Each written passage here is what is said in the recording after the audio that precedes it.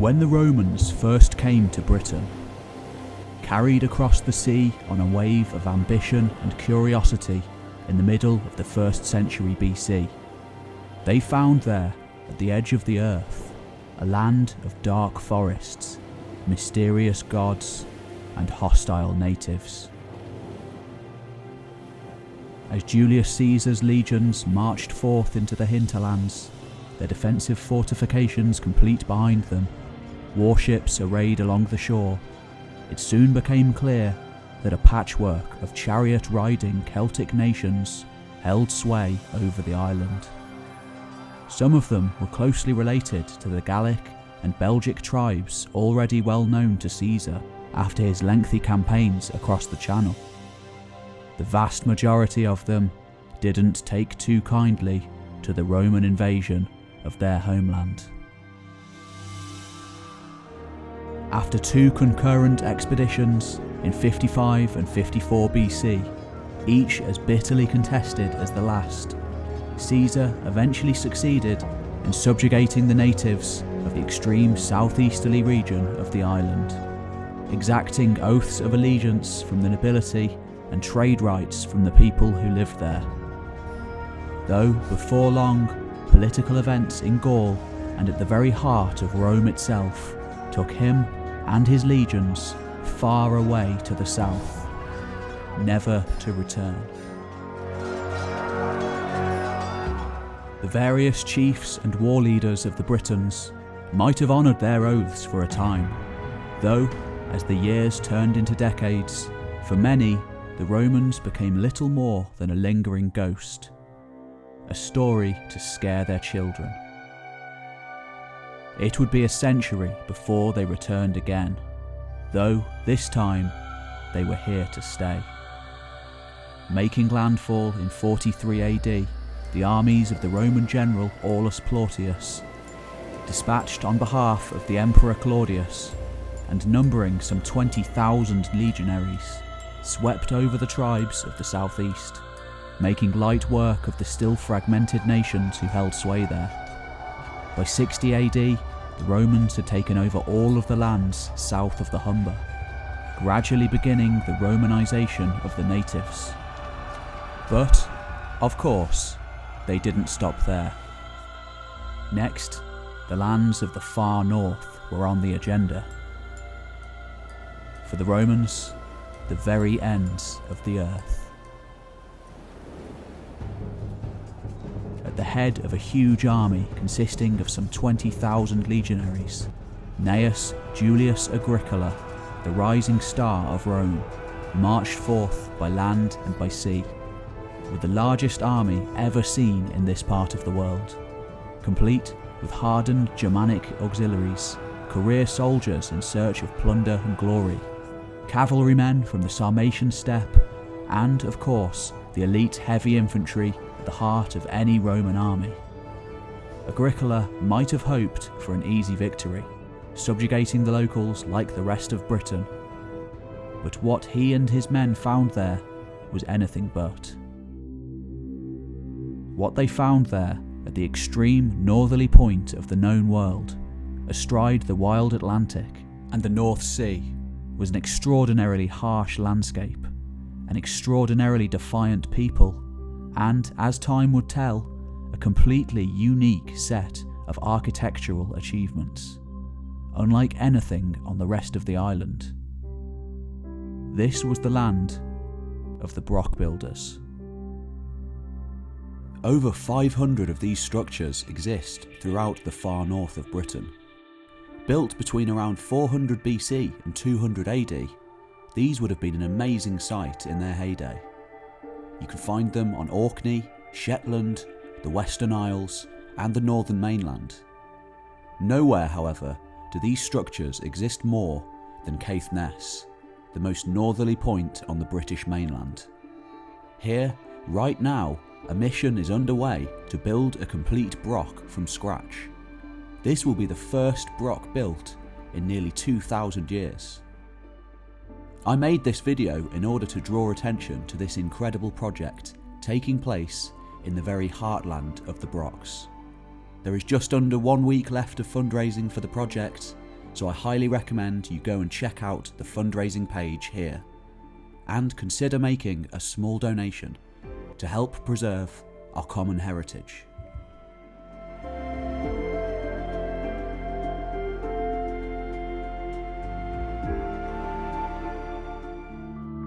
Up until a few decades ago, and the advent of cutting-edge archaeological techniques such as radiocarbon dating, it was often assumed that Brochs came into existence as a result of the Roman invasion of Britain, with high-ranking nobles of southern tribes fleeing from the Roman war machine to take refuge in the far north. As we shall see, this is far from the truth. Our story begins more than 2,000 years before any Roman set foot on British soil. During the Neolithic period of 2,000 years before, the age of the stone circles.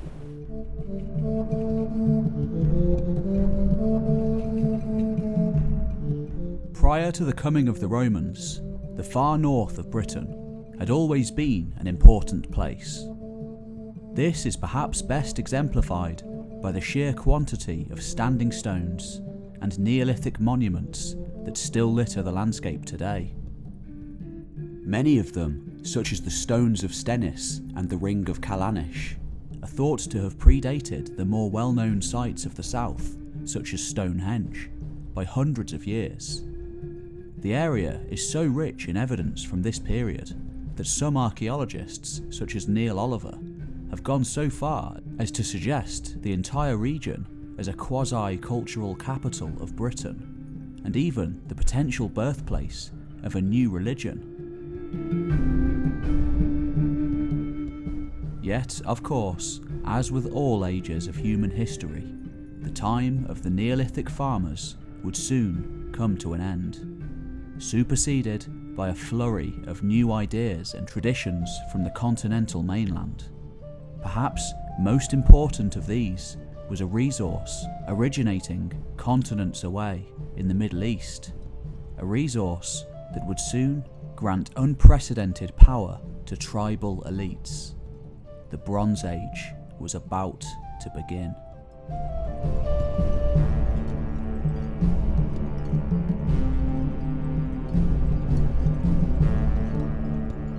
Though the Atlantic roundhouses and Brochs of the later Iron Age may be the best known and impressive sites that survive today, they are by no means the earliest or the most numerous. They were simply the northernmost and latest manifestations of a much wider and older architectural tradition. Beginning sometime around 2000 BC, the Bronze Age seems to have brought with it a significant rise in population and a revolution in architectural ideas throughout Northern Europe. Many hundreds of Bronze Age settlements have been found from this period. In Northern Europe, generally dominated by rectangular buildings. By contrast, in Britain, round, circular houses were being built, perhaps as a result of a merger of native and incoming ideas.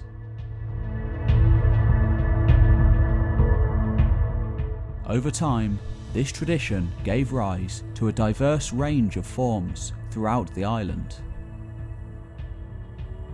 Building in both wood and stone, roundhouse architecture remained the primary building style for 2,000 years to come, until the Romans brought with them the rectangular form of the mainland. In the lowland areas of Scotland, timber roundhouses held sway, it being the most readily available resource. Of course, meaning that when the structures eventually decayed or were dismantled by future generations, the sites could be ploughed over and flattened, leaving little to no trace in the archaeological record. This was not the case in the north and the west, where a general lack of timber combined with the flat nature of the local flagstone made it an obvious choice for building material. Perhaps the most striking feature is the sheer variety of the Bronze Age roundhouses. Some stood at least 7 metres tall, dominating the local landscapes, perhaps forming power centres for local elites, such as those discovered on the Shetland Islands, whereas others were sunken into the ground. No doubt untold multitudes of others were built in timber and thus lost to the ages, leaving no evidence of the mighty kings and chieftains who once held sway over the region. Just like their Neolithic forebears, in due course, the time of the Bronze Age elites would come to an end too. Though the tower building tradition experimented with by some would become a mainstay of the next age, becoming its defining feature. By around 1000 BC, perhaps ushered in by a series of climactic and environmental disturbances, a new culture and a new metal would take hold in the far north of Britain. An age of iron.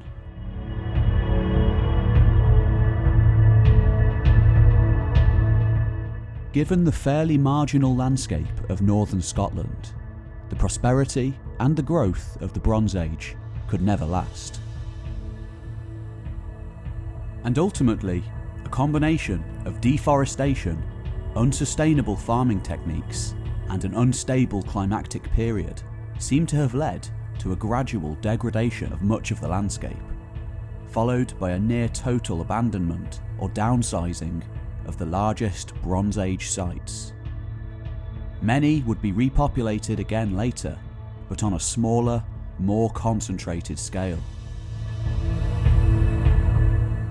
As a result of the harsh Atlantic winds of the north preventing forests from again taking hold, the decline in tree cover during the Bronze Age became a permanent fixture.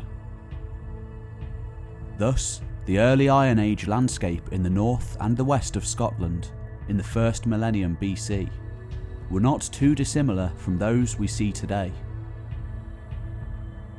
The Hebrides, Orkney, Shetland and Caithness in particular being open and largely treeless, just as they remain today.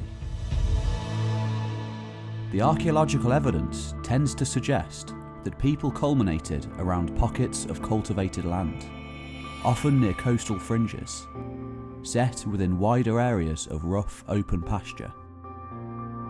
In North West, for example, large tracts of land that had been farmed for centuries were abandoned entirely, with people seeming to head to the coasts in search of a new beginning. But, of course, in most areas, unless the Bronze Age collapse was accompanied by a drop in population, people would have already lived in the new lands, leading to competition and conflict. The first of the complex Atlantic roundhouses known as Brochs, eventually culminating in the mighty towers of the late Iron Age, were first built in this context, by people whose ties to the land were increasingly insecure, within a climate of increased competition or conflict between societies. At first, the sites might have been fairly small scale, but as time went on, they became larger and larger. By stamping themselves on the land, farming communities could make a clear claim to ownership and control over their territory. And whilst they wouldn't be able to hold out during a lengthy siege, it's unlikely that armies of such a size existed during this time, making Brochs perfectly capable of protecting their inhabitants from any potential enemies. Dominated by massively built stone walls and expertly built to keep out the elements, Brochs represent an attempt by the people of the early Iron Age to put down roots, to maintain some sense of order in an increasingly chaotic world. And uniquely in Northern Europe, they did so in stone. Brochs often occupy the long abandoned sites of Bronze Age hill forts and roundhouses, such as in Lairg in Sutherland, which overlooks the grassed over remains of Bronze Age farms and fields. Some of the earliest and the most impressive of the Iron Age Brochs are found on Orkney, at sites such as Boo, constructed between around 800 and 400 BC.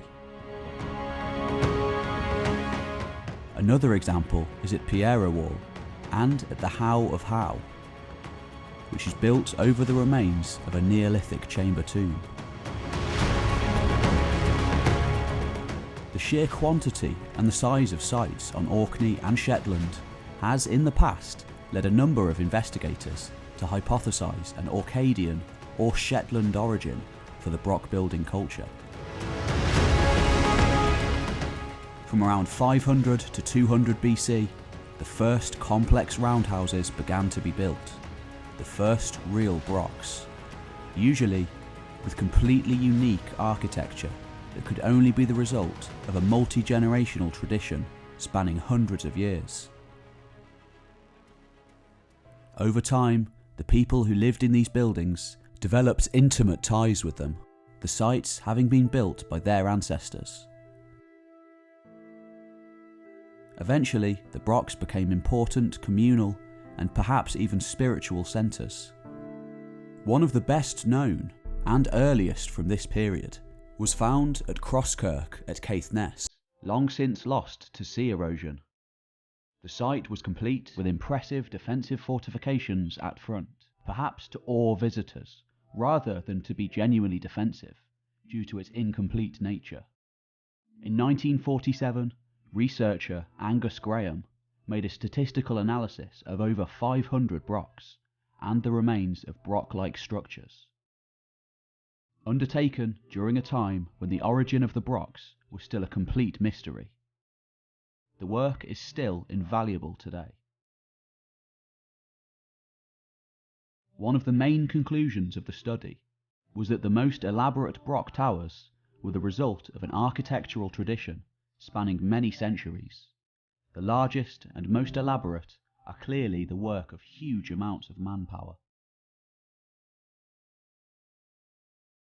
Only 5 Brochs are known to have survived in much their original height, the most impressive being Musa in Shetland, standing at 13.3 metres tall.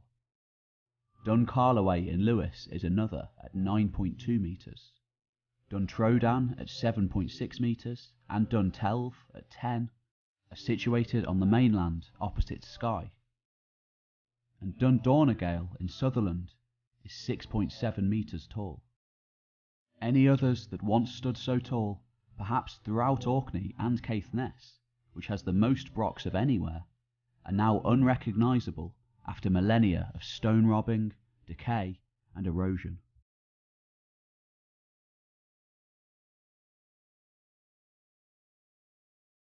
Though many mysteries still remain, it's thought that the skills required to make Brochs were almost entirely insular, having been passed down from generation to generation and needing no outside help, besides timber from the lowlands, which may have been bartered for.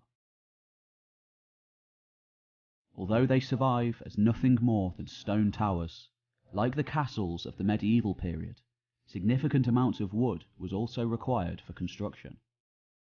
Brochs likely being finished with soaring conical roofs made of long straight timbers, spanning 12 metres or more.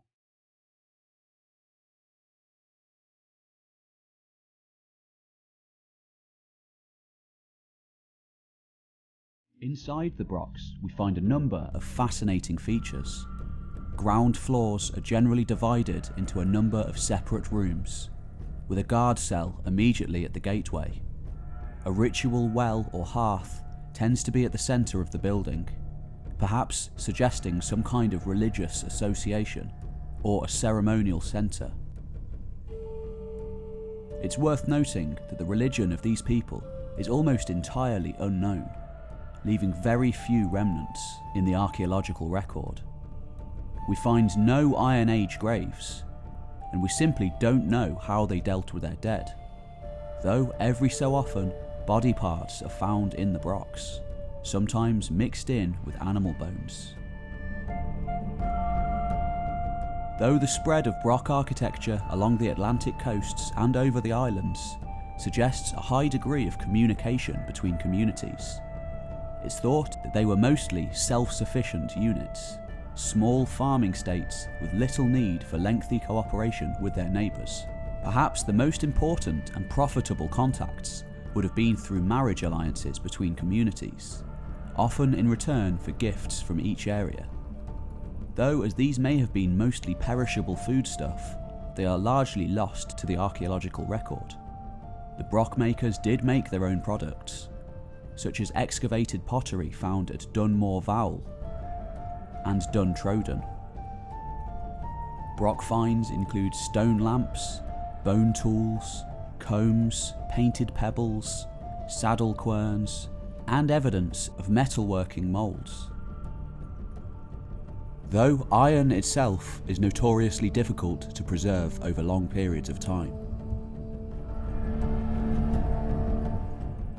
Some Brochs in areas of good land may have housed large populations, with people also living in dependent territories outside of the Broch. Other sites on less arable land may have been located close to natural resources, such as red deer or seals for oil, skins and meat, or bird colonies from where they could trade eggs and meat with their neighbours. At Dunmore Vowel and Dunbarabat, for example, evidence has been found of large-scale use of red deer, which may have been semi-domesticated herds.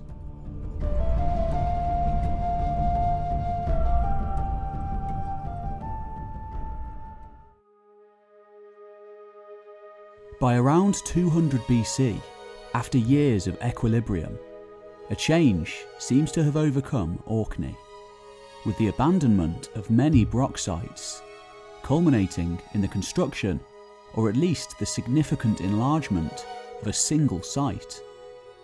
The Broch of Gurness is unique in all of Scotland as one of the largest and one of the most impressive of all Brochs. This was perhaps the home of the first centralising power of the region, with a number of experts surmising that the level of sophistication found here seems to suggest a rule over the entire island chain.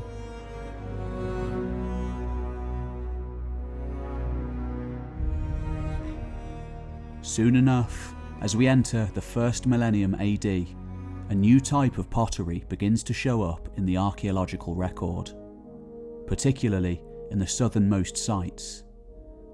Just a few pieces at first, but telling of a new age about to dawn. The origins of these pieces lie far to the south, in the Mediterranean.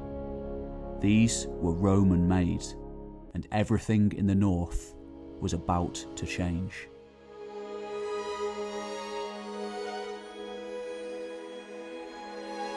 By the time Agricola arrived in the north towards the end of the 1st century AD, the Broch building culture of the late Iron Age was in full swing, though its days were numbered.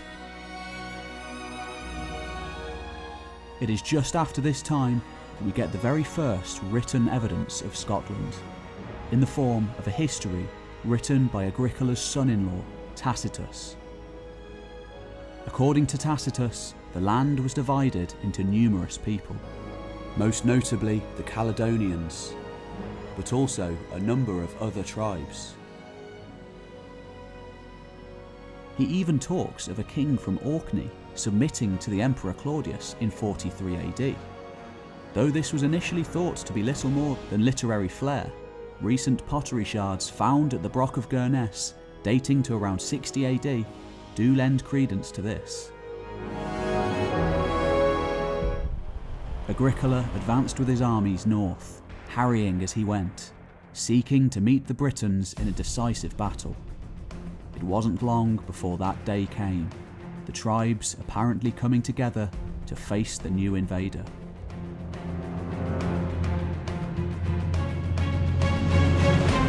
In 83 AD, on the slopes of the Grampian Mountains, Caledonian ferocity met Roman steel, with Agricola's fierce Germanic mercenaries driving back the huge force in disarray, losing only a handful of men in the process.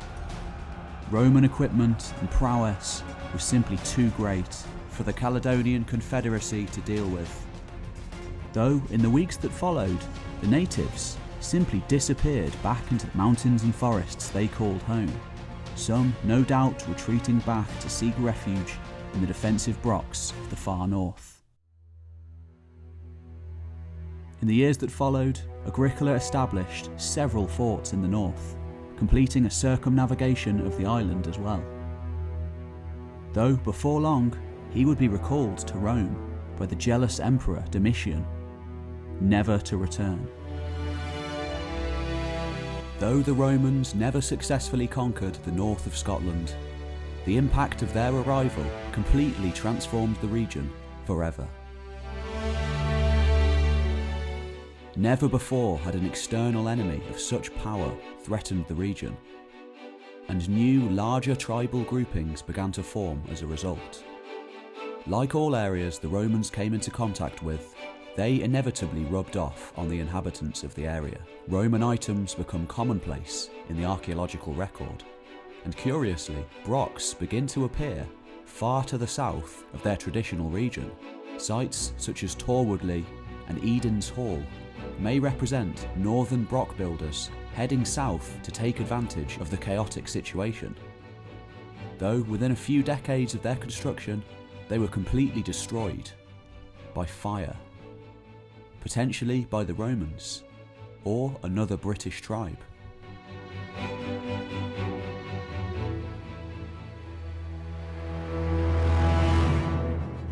The landscape was simply too wild, and the Roman numbers too thin to be able to fully subjugate the north.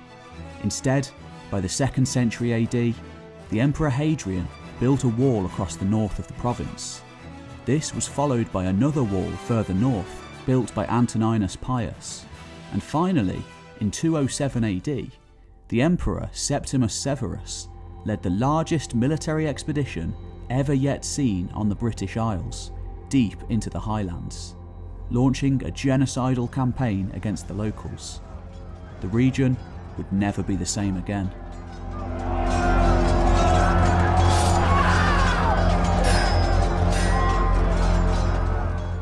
It is then, however, as the 3rd century crisis took hold of the Roman Empire and the slow decline began, that the denizens of the far north finally began to fight back. In 297, we have the first mentions of a new people, the descendants of the Broch builders. The Romans called them the Picts.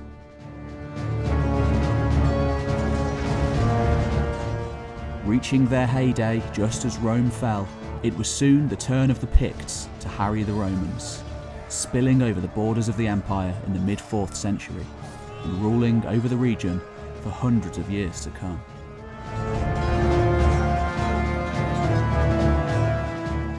Some Broch sites continued to be inhabited, being incorporated into new hill forts. Others, however, were simply left to the elements.